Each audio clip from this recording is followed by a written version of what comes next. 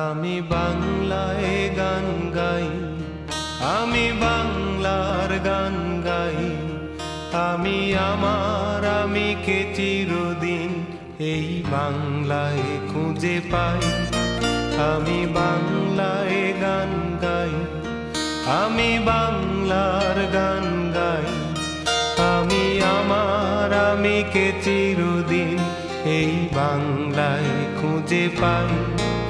আমি বাংলায় দেখি স্বপ্ন, আমি বাংলায় বাঁধি সুর, আমি এই বাংলার মায়া ভরা পথে হেঁটেছি এতটা দূর। আমি তখন পাকিস্তান আমলে এসএসসি পরীক্ষা দেওয়ার পর তারপরে আমি মিন্টু কলেজে ভর্তি হওয়ার পরেই কিন্তু এই স্বাধীনতার যুদ্ধ আরম্ভ হলো। স্বাধীনতার যুদ্ধ আরম্ভ হওয়ার পর তখনকার সময়ে আওয়ামী লীগের সভাপতি ছিলেন রফিকুদ্দিন ভূঁইয়া এবং মরহুম শামসুল হক এমপি সাহেব, তাদের দুজনের নেতৃত্বে এই ময়মনসিংহ জেলা স্কুলে একটা ট্রেনিং সেন্টার হয়।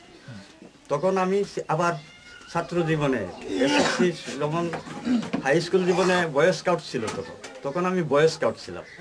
এই ট্রেনিং এই সমস্ত মানে ট্রেনিং আগে থেকে আমি অভিজ্ঞতা ছিল।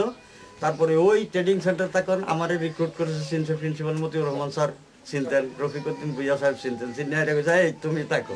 তখন আমি আমার এলাকার কিছু কিছু ছেলে এবং যারা চিনতাম তাদের নিয়ে প্রথম এই ট্রেনিংয়ে অংশগ্রহণ করার পর যখন মোটামুটি আমরা 20-25 দিন পর যখন খবর আলো যে পাঞ্জাবি আরো ভীষণভাবে আইতেছে, টাঙ্গাইল পর্যন্ত আই উঠছে, আমরা মনতলা একটা ফুল আছি, আমরা রাইফেল বাঙ্গা রাইফেল দিয়ে ওই মনতলা ফুল ভাড়া দেওয়ার জন্য আমরা গেছিলাম।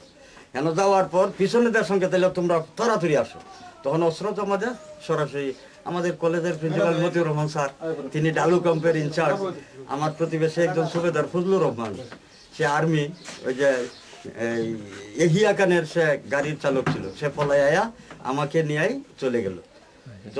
আমাকে চাইছে চলে যাও, আমি পরে আসবো। তারপরে আমার গ্রামের প্রায় 63 জন ছেলে নিয়ে আমি চলে গেলাম ভারত। এই নেওলাগিরি হইয়া ডালু ক্যাম্পে উঠবার সময় তখন ওই যে ঘুষগাঁওয়ের মাঝে তখন পাঞ্জাবির ব্যারিকেডে ফিরিয়া আমার গ্রামের ওই 2টা ছেলে মারা গেল। ওর নামটা হইলো, একজনের নইমুদ্দিন আর একজনের হইল শহীদুল, কি জানি শহীদুল কোন গ্রামে, এই কামারি আমার প্রতিবেশীর সাথে।